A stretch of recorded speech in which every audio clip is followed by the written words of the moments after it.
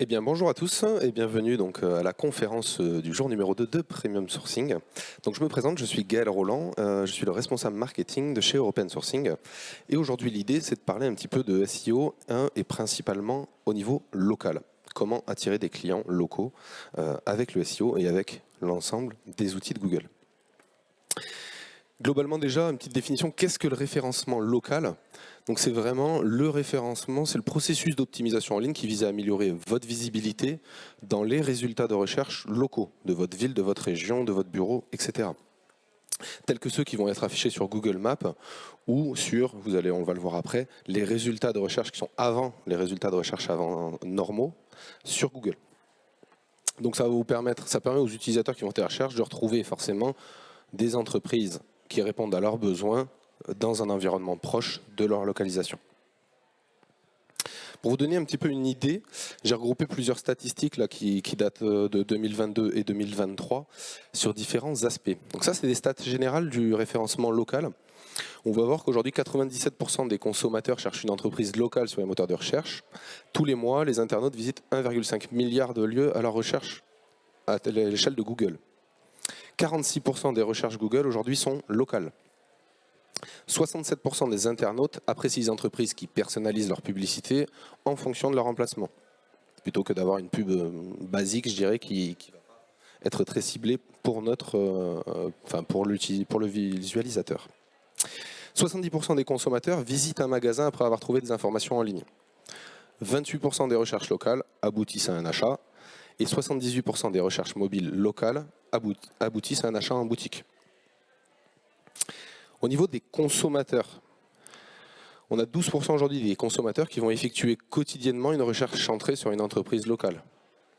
À la recherche d'une entreprise locale, le premier réflexe de 97% des consommateurs est d'aller sur Google. 86% des consommateurs utilisent Google Maps pour trouver la localisation. 76% des internautes ayant effectué une recherche locale visitent l'entreprise dans la journée. 75% ne consultent pas la deuxième page des résultats de recherche, d'où l'intérêt d'être vraiment sur la première. Et presque 25% des clics sont dirigés vers les premiers résultats. Donc c'est vraiment les premiers résultats qui convertissent, ça on le sait depuis longtemps sur Google, et la règle est tout aussi vraie aujourd'hui sur le référencement Google, sur Google Maps.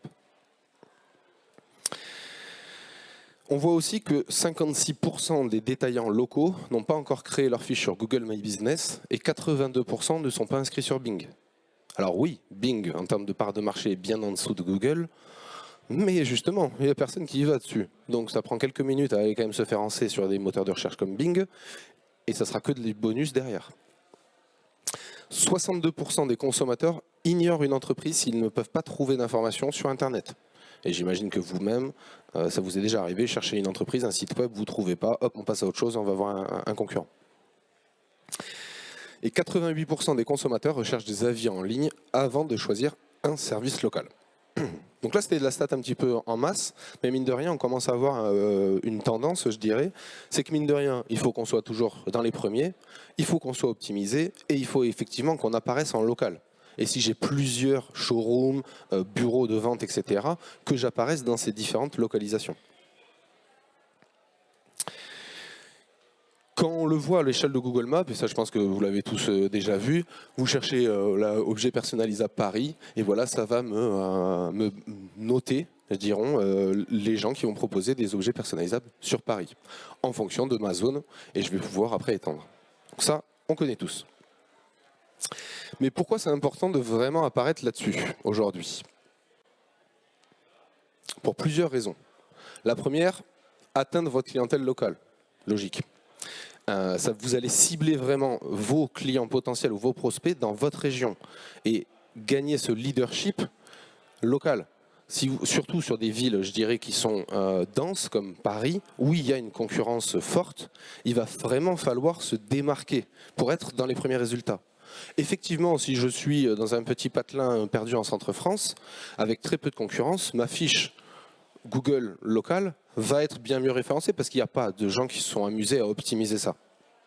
Mais par contre, si je suis resté qu'à un niveau très classique d'avoir juste rempli les informations basiques, je ne vais pas me démarquer face aux autres qui ont fait mieux et qui ont fait plus. Et bien entendu, après, c'est une gain de confiance, de notoriété. Plus vos informations sont complètes et fiables, on l'a vu, hein, les internautes ont besoin de ça. Ça peut des fois paraître pour nous, voilà, il y a 3 avis et 5 étoiles, on se dit bon, c'est un peu bullshit, mais non, ça marche.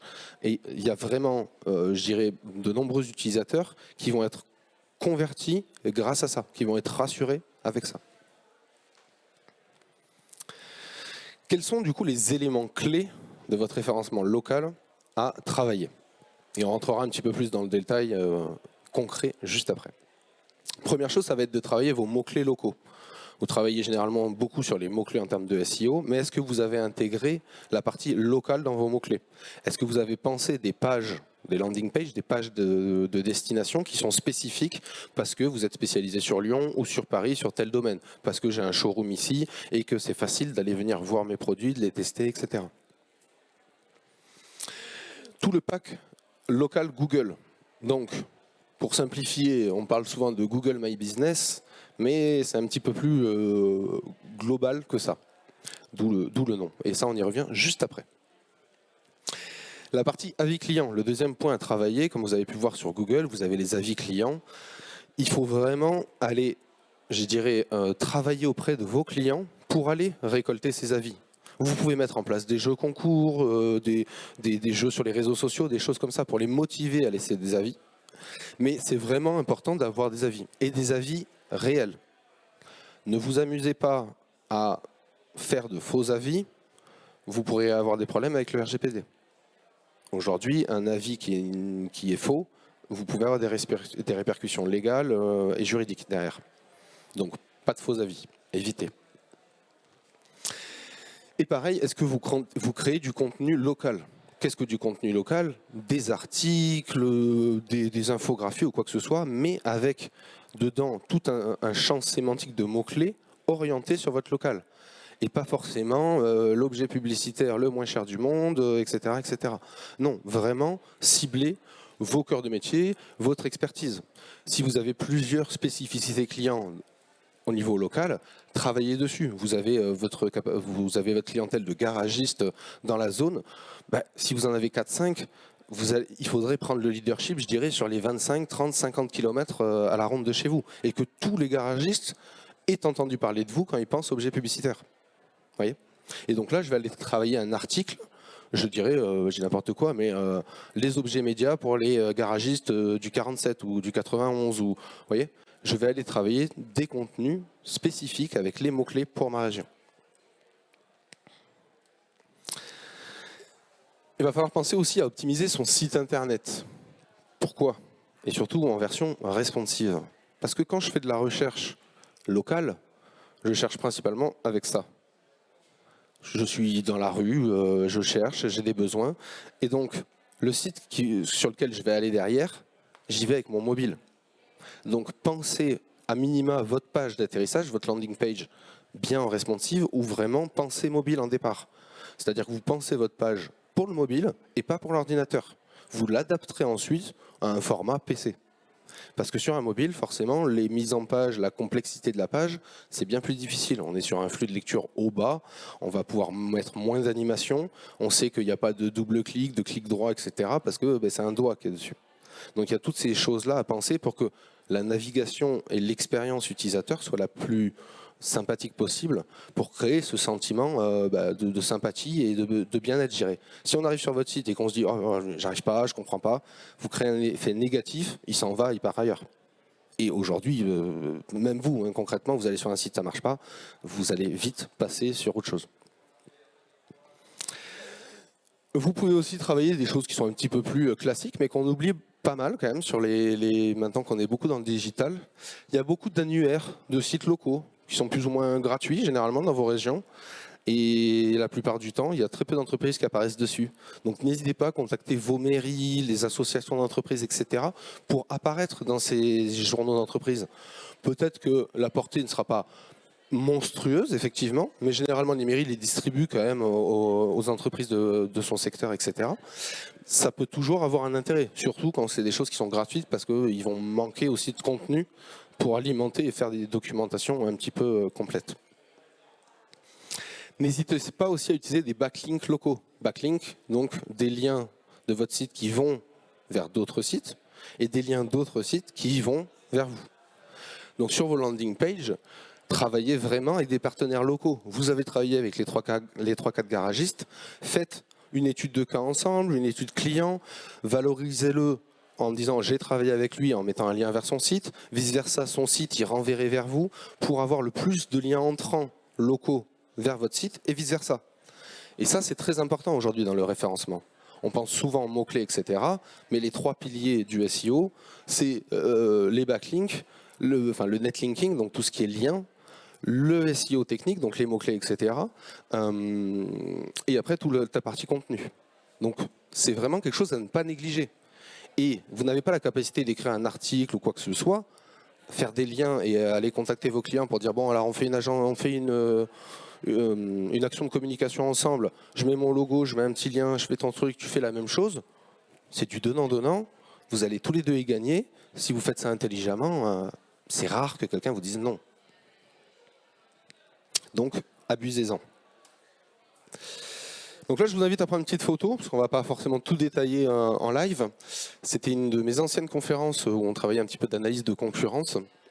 Et quand on parlait de mots-clés, il y a plusieurs outils aujourd'hui qui existent. SEMrush, Ahref, Moz, Google Ad Keyword Planner, keywordtool.io, qui sont plus ou moins gratuits. Donc il y a une partie gratuite, une partie payante, et qui vont vous permettre d'aller analyser aussi les mots-clés de vos concurrents.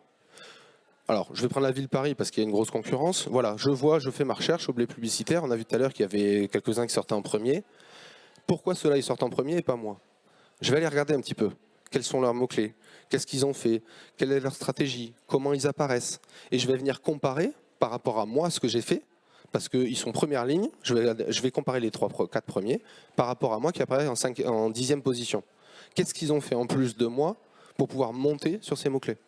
Donc ça va vous permettre d'analyser ce que fait votre concurrence et d'en déduire du coup des stratégies pour votre entreprise.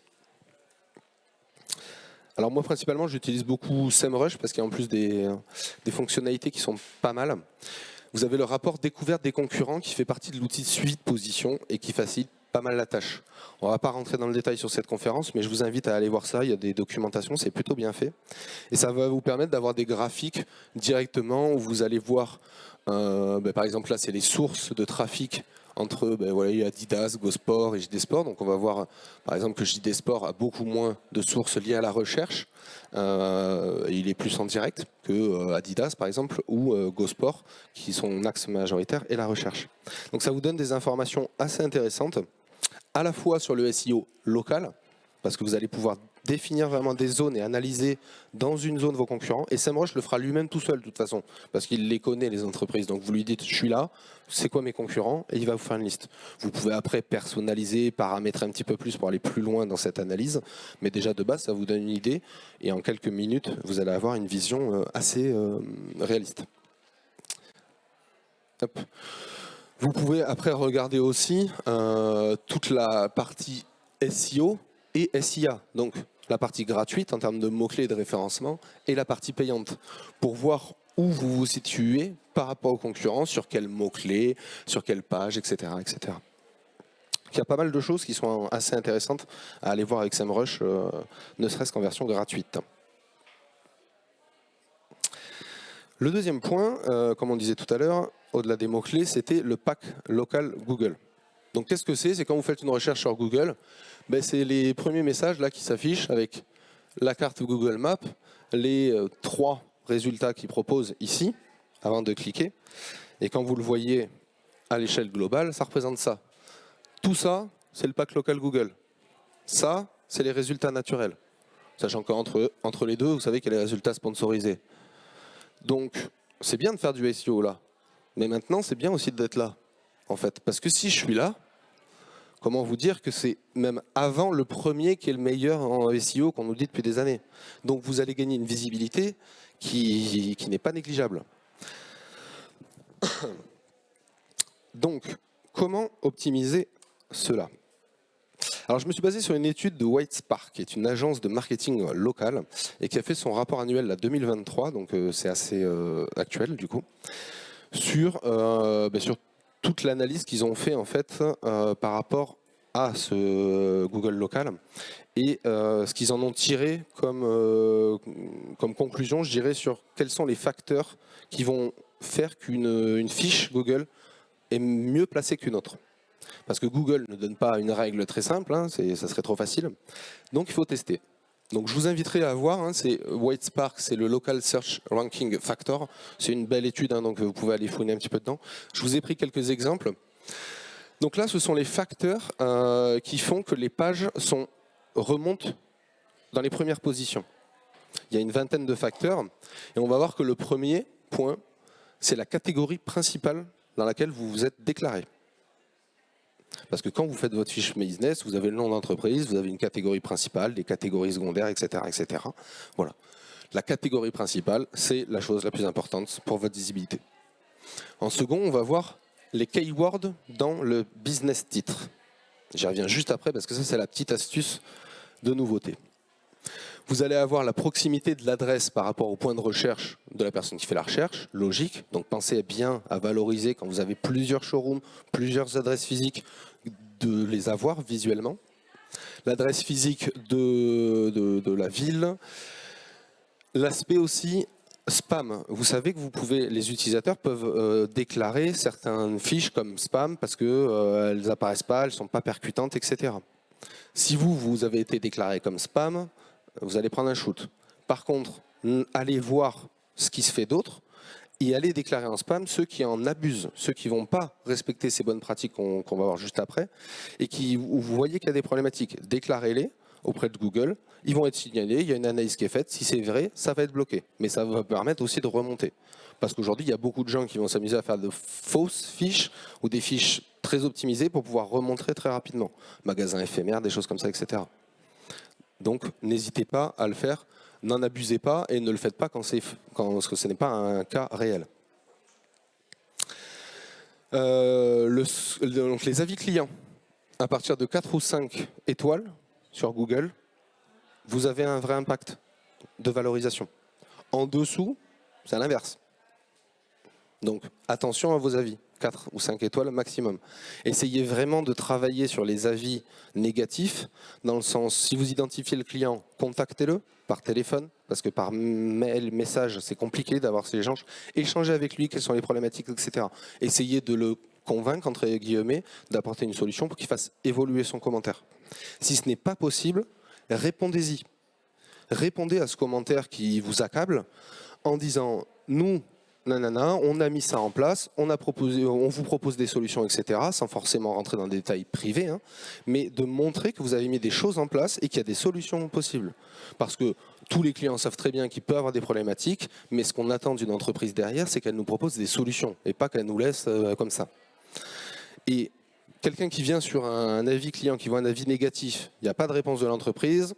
Voilà, on a cette vision, on a toujours ce truc en tête qui traîne. Est-ce qu'ils vont être bons? Est-ce que je ne vais pas me retrouver dans ce cas de figure? Par contre, il y a un avis de réponse. On voit que l'entreprise a répondu, a proposé des solutions.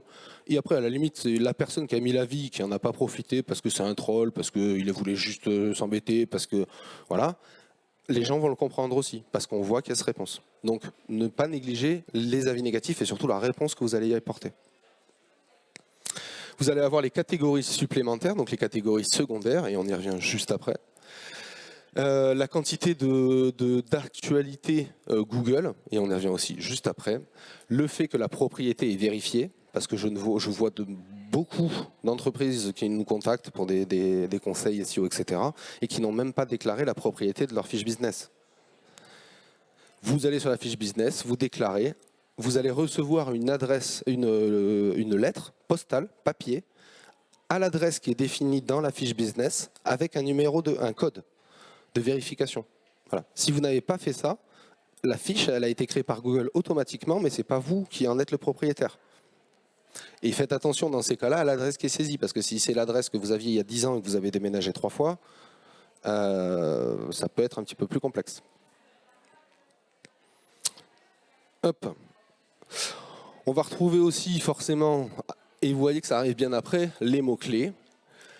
Le fait d'avoir complété son profil, ça c'est jouer le jeu de Google, hein, quand vous avez 12 options de complétion de profil, généralement on va jusqu'au bout pour maximiser ça. Voilà, et d'autres accès, les liens, l'aspect géographique, le fait que vous ayez bien positionné le petit ping sur la carte Google Maps précisément à l'endroit, etc. Vérifiez aussi avec des applications comme Waze, etc., on vous retrouve. Parce que ça, c'est horrible quand on vous dit, oui, ben, je cherche une entreprise et sur Waze, je la trouve pas, ou c'est pas simple, ou ça m'emmène pas tout à fait exactement au bon endroit, parce que ben, le petit bouton, là, il est sur le rond-point et qu'il n'est pas pile poil sur la petite route à côté. Donc vérifiez toutes ces choses-là. On en voit beaucoup trop régulièrement. Hop, donc, pour bien compléter son profil, je dirais, au-delà des trucs un petit peu standards hein, que tout le monde fait déjà, il y a des points qui vont être assez importants. Les photos. Vous avez en haut, hop, on le voit généralement quand on est connecté, ici vous avez Add photo quand vous êtes le propriétaire, au lieu de voir les photos. Ça, c'est des photos qui sont récupérées par vos réseaux sociaux, vos sites, etc. automatiquement. Mais venez les personnaliser. Mettez une photo de votre entreprise, de votre équipe, de quelques cas de réalisation. Faites vraiment un petit portfolio de ce que vous voulez apporter. Et je dirais dans l'ordre un petit peu entonnoir. On découvre l'entreprise, on va découvrir l'équipe, voilà. Appropriez-vous vraiment ces photos et ne laissez pas Google prendre ce qu'il a envie. Mettez aussi votre logo, bien sûr. La description qui valorise votre entreprise. Il y a 750 caractères possibles. Attention, ce sont les 4 premières lignes qui s'affichent. Donc, c'est vos 4 premières lignes, elles doivent être au top. Hier, on avait la conférence sur les IA génératives de texte. N'hésitez pas, si vous avez des difficultés, je dirais, à rédiger ou à avoir des idées, à utiliser des outils d'IA pour vous donner des brouillons des idées. Surtout, ne les copiez-collez pas telles quelles, mais retravaillez-les un petit peu. Mais ça vous donne quand même déjà des bonnes bases de brouillons. Les foires aux questions. Vous avez un aspect questions-réponses. Profitez-en. Répondez aux questions, les principales questions que vos clients reviennent tout le temps. C'est quoi les délais de livraison ou comment vous travaillez? Est-ce que vos produits sont éco-éthiques? Je ne sais pas, en fonction de votre stratégie. Mais les quelques questions-réponses qu'on a souvent et qui reviennent des clients, vous pouvez les désamorcer directement depuis là. Donc travaillez-les bien et utilisez cette partie questions-réponses. Vous allez pouvoir aussi ajouter vos actualités, des updates sur vos actualités. Donc, vous voyez, là, sur une fiche, ici, j'ai un encart qui a été publié il y a 4 jours pour poster un article. Quand vous avez des nouveautés, etc., il y a peu de chances que votre article qui est sur votre blog, au fin fond de votre site web, si en plus il n'est pas ultra référencé, apparaisse aussi bien sur Google que ça. Donc, quand vous avez des nouveautés, n'hésitez pas. Il existe des outils pour pouvoir planifier ces publications. Vous regardez je vous laisse regarder, il y a plusieurs outils. Planifier mes actualités sur Google My Business. Et vous avez ça, ce qui vous évite d'aller le faire jour par jour à la main. Vous planifiez quelques actualités là, pour les prochaines semaines ou les prochains mois et vous laissez dérouler tranquillement. Et la petite astuce du jour. Alors, attendez. On va remonter là, par exemple. Qu'est-ce qu'on voit là? Dépanne Express Habitat Serrurier. ETS, Roche, Père et Fils, Isère Sécurité, Sécurité Artisan, Multifermeture. Bon, je vais vous le montrer hop, sur la slide du début, où c'était un petit peu plus flagrant. Avec votre logo, objet publicitaire personnalisé. Bagarre, créateur de tote bag personnalisé et d'objets publicitaires. Objet publicitaire, pour Google, il dit quoi ici, au départ? Ça, c'est le nom de votre entreprise. Et Google dit, mettez le nom de votre entreprise et uniquement ça. C'est écrit. Sauf que, aujourd'hui, on se rend compte que ce n'est pas du tout bloqué et que c'est plutôt quelque chose qui remonte très très bien en termes de référencement. Donc, attention, vous pouvez, si vous faites n'importe quoi sur le nom de votre entreprise, avoir votre fiche bloquée par Google. Néanmoins, comme on le voit, c'est une pratique courante aujourd'hui et qui est tout à fait tolérée si vous faites les choses intelligemment et plutôt bien. Donc, je vous conseille de faire attention, certes, de ne pas le faire de but en blanc, c'est-à-dire que vous vous appeliez Toto, vous supprimez tout et d'un coup ça devient la meilleure entreprise de création d'objets publicitaires. Ça passera pas. Par contre, hop, faire un type comme ça. Qu'est-ce que vous faites? Ma ville, parce qu'on est dans le SEO local, et le nom de mon entreprise. Et bien mine de rien, on ajoute 2-3 mots-clés dans le truc. Donc, spécialisé, ben, on l'a vu tout à l'heure, hein, spécialisé en réalisation de tote bags écologiques sur Lyon, et puis mon entreprise Toto. Voilà. Vous pouvez le faire aussi petit à petit, si vous voulez, je dirais, vous rassurer. Vous ajoutez, vous aviez déjà, j'imagine, le nom d'entreprise, vous rajoutez la ville. Vous laissez tourner quelques temps comme ça. Vous rajoutez ensuite l'activité. Comme ça, vous n'avez pas un gros changement d'un coup. Si vous avez un gros changement d'un coup, vous rentrez dans un système de vérification Google, je dirais un peu avancé, où ils vont aller quand même regarder les choses. Si c'est juste des petites modifications, vous rentrez juste dans le process de mise à jour en fait, de votre fiche, et où la vérification est bien plus nette. Voilà. N'abusez pas et faites quand même attention. Je vous conseille de rester sur cette notion d'activité ville, nom d'entreprise. Mais après, comme vous avez pu voir, allez regarder un petit peu dans votre zone, allez regarder aussi ce qu'ont fait vos concurrents. Soit pour vous démarquer, soit pour faire mieux. Mais vous voyez aujourd'hui que la recherche que j'ai faite tout à l'heure là sur Paris, enfin hier, c'est pas juste les noms d'entreprise. Hein. Et puis ceux qui sont remontés en premier, ils ont bien compris le truc, ils ont bien joué le jeu. Et ceux qui sont tout en dessous, là, il y a juste le nom de l'entreprise qui m'apporte pas grand-chose, en fait. Alors oui, j'avais cherché objet publicitaire, donc forcément, je me dis que c'est une boîte de ça. Mais dans son titre, comme ça, je le vois pas de suite. Et entre le spécialiste de tote bag, qui donne quand même envie d'aller voir ces tote bags, et l'autre qui s'appelle toto.com, bon, à choisir, j'imagine qu'on va tous aller voir le truc de tote bag, parce que si j'étais dans une recherche de tote bag, je me dis, tiens, là, il répond à mon besoin, quoi. Voilà. N'hésitez pas aussi à activer toutes les alertes en cas d'avis de FAQ afin d'y répondre rapidement. Si vous laissez des jours derrière cet avis, ça ne va pas marcher. Il faut vraiment que ça soit du tac au tac. Donc vous allez dans vos options, vous activez vos notifications, vous recevez une notification à chaque fois qu'il y a un avis, à chaque fois qu'il y a quelque chose. N'hésitez pas aussi, si vous avez des choses qui sont négatives, fausses, etc., de les signaler à Google pour les faire retirer de votre fiche. Parce que des fois, il va absorber certaines données qu'il va pouvoir trouver sur le site web, mais vous ne les voulez pas dans cette fiche. Vous les signalez auprès de Google pour dire non, ça, je ne le veux pas dans ma fiche. Pour vraiment avoir la maîtrise, je dirais, et la main là-dessus.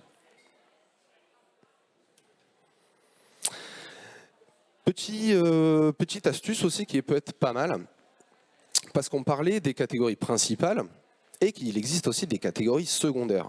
Les catégories secondaires, comme on l'a vu tout à l'heure dans les facteurs, c'est quelque chose d'important, pas tout autant que la catégorie principale, mais ça arrive quand même dans les positions hautes. Et je vous disais aussi de regarder un peu ce que font vos concurrents. Le problématique, c'est que les catégories secondaires, c'est invisible, globalement. Donc vous ne pouvez pas aller voir qu'est-ce que vos concurrents ont mis en catégorie secondaire. Sauf si vous êtes sur Google Chrome, vous téléchargez ce petit plugin, GMB Spy, et qui, quand vous allez faire, vous voyez, vos recherches ici, va se mettre dessus et va me dire, vous voyez, Dépanne Express Habitat, il s'est mis dans la catégorie, la primaire, serrurier, et en secondaire il s'est mis dans service de sécurité d'urgence. Donc vous allez pouvoir voir ce que font les meilleurs dans votre zone en termes de catégorie secondaire, et concrètement, allez un petit peu les copier. Faites vos tests, vous en ajoutez une, vous regardez un petit peu, une deuxième, etc. Vous pouvez mettre... Globalement, je ne sais plus quelle est la limite de catégorie secondaire, mais je vois que vous pouvez en mettre plusieurs. Donc, allez vraiment chercher celles qui sont importantes. Et ça, testez, parce que ça va être très difficile de savoir si c'est la catégorie secondaire numéro 1 ou numéro 2 qui sera la plus performante. Donc, vous faites vos tests aussi. Pendant un mois, vous en mettez une, pendant un autre mois, vous en mettez une autre, et vous allez affiner pour voir lesquelles vous permettent de mieux remonter dans les résultats Google Maps ou sur Google quand vous allez faire vos recherches de mots-clés locaux. Hop, pour finir et pour bien comprendre, ça ce sont les facteurs de conversion. Donc, c'est-à-dire que tout à l'heure on a vu les facteurs qui faisaient que la fiche apparaissait en premier dans les résultats. Et ça ce sont les facteurs qui font maintenant, une fois qu'une fiche est apparue, que les utilisateurs cliquent dessus ou pas. Pourquoi ils ont envie de cliquer dessus? On voit que le premier point c'est les avis, les notes, page 4, 4, 5. Le deuxième, c'est le sentiment positif en fait dans le texte, dans la description de l'entreprise. La troisième, c'est d'avoir le site web responsive et mobile friendly. La quatrième, la quantité d'actualités, de reviews en fait, qui sont associées là-dessus. Le fait qu'il y ait des pages dédiées pour chaque service que vous allez présenter dans votre fiche. Le fait que la fiche soit complète, le fait d'avoir activé certaines options, que vous ayez la propriété, parce que forcément une fiche où la propriété n'est pas vérifiée, on a un doute. La qualité et le style, je dirais, des photos que vous allez mettre. Ne faites pas des photos à l'arrache, entre guillemets. Aujourd'hui, avec 2-3 applications sur un téléphone et un bon téléphone, il y a moyen de faire 2-3 belles scènes. Vous regardez un peu des belles photos d'entreprise, etc. Inspirez-vous-en, essayez de reproduire un petit peu la mise en scène ou la mise en valeur de l'entreprise. Soyez aussi réaliste avec vos valeurs, avec votre vision d'entreprise. Ne faites pas quelque chose à la Google si votre entreprise elle n'a pas du tout ces valeurs-là. Soyez vrai. Voilà, vous avez différents accès, et puis de toute façon je vous invite à aller voir cette étude, parce qu'il y a quand même pas mal d'informations un petit peu plus complètes, hein. C'est une étude qui est assez longue, et on aurait mis 3 heures à l'étudier complètement. Mais voilà, ça vous donne déjà une idée. Je dirais que si vous complétiez, on va dire les 5-10 premiers points qu'on a vus tout à l'heure, et là, vous devriez déjà avoir des performances nettement supérieures dans les résultats de SEO locaux. Voilà. À vous de jouer. Merci à vous. Est-ce que vous avez des questions?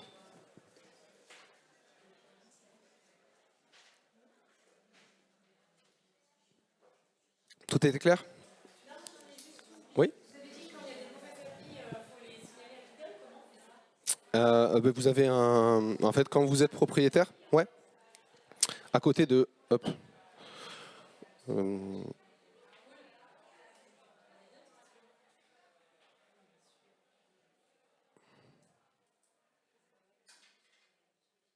Bon, j'ai pas la bonne screen, mais bon, globalement, imaginons que c'est votre fiche là. Vous avez en fait chaque bloc. Alors, pour vous donner un exemple, moi j'avais les avis Google, et il y a une autre plateforme où il y avait des avis sur notre société qui est apparue en dessous. Donc j'avais les avis Google avec les étoiles, ok. Et en dessous j'avais une autre plateforme, inconnue au bataillon, genre votez pour votre entreprise ou un truc dans le genre, avec des avis et 1,5 étoile. Alors que j'ai 5 étoiles hein, sur le avis Google. Donc le truc 5 étoiles et en dessous 1,5 étoile, qui sortait d'un site que je connais pas, je sais pas qui c'est, etc. Et bien en face, j'ai les petits boutons signaler, retirer, et donc je vais aller faire cette déclaration. Et sur les avis Google, vous ne pourrez pas l'enlever, hein, mais là pour le truc qui a été ajouté par Google, qui je ne sais pas. Et en plus moi ça m'a donné l'information qu'il y avait des sites qui sont des sites d'Europe de l'Est, on va dire, dont leur business model est de mettre des faux avis pour que vous payiez pour aller les changer, mais qui s'est retrouvé à apparaître sur ma fiche. Et donc là, l'impact, il est très négatif et très rapidement. Sauf qu'on s'en rend pas forcément compte, surtout si on n'a pas activé les alertes. Et pour le coup, c'était mon cas. Donc c'est pour ça que je vous l'ai mis en orange, parce que l'ayant vécu, c'est bien de mettre les alertes. Voilà. N'hésitez pas aussi de mettre des Google Alerts. Vous savez, c'est un outil de Google. Vous mettez des mots-clés, votre nom, votre prénom, et ça vous enverra des mails quotidiens, mensuels, hebdomadaires, en fonction de s'il y a eu ces mots-clés qui ont apparu sur Google. Si vous voulez suivre qu'est-ce qui se dit sur vous, ou sur votre entreprise, etc., vous mettez vraiment tout ce que vous voulez, et vous allez avoir des rapports quotidiens ou hebdomadaires, en fonction de comment vous le réglez, pour vous alerter qu'il y a des choses qui sont dites sur Gaël Roland en l'occurrence. Ça, c'est Google Alert. Vous tapez Google Alert sur Google et vous allez voir. Il y a d'autres outils, hein, mais Google Alert et celui de Google fonctionnent bien avec Google, donc on ne va pas s'embêter à aller chercher plus compliqué. Ça répond à votre question ?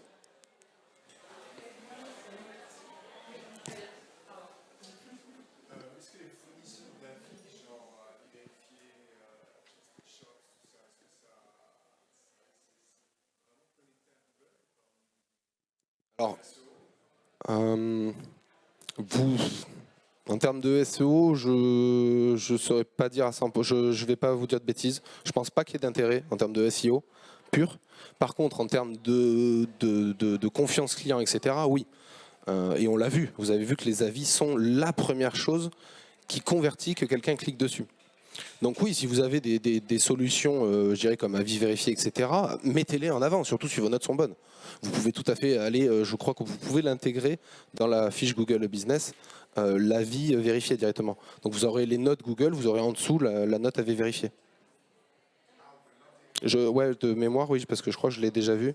Il faudrait regarder, mais regardez, intégrer avis vérifié sur Google My Business, et je pense que c'est possible. Parce que de mémoire, j'ai déjà vu le petit logo avis vérifié plus là sur des fiches.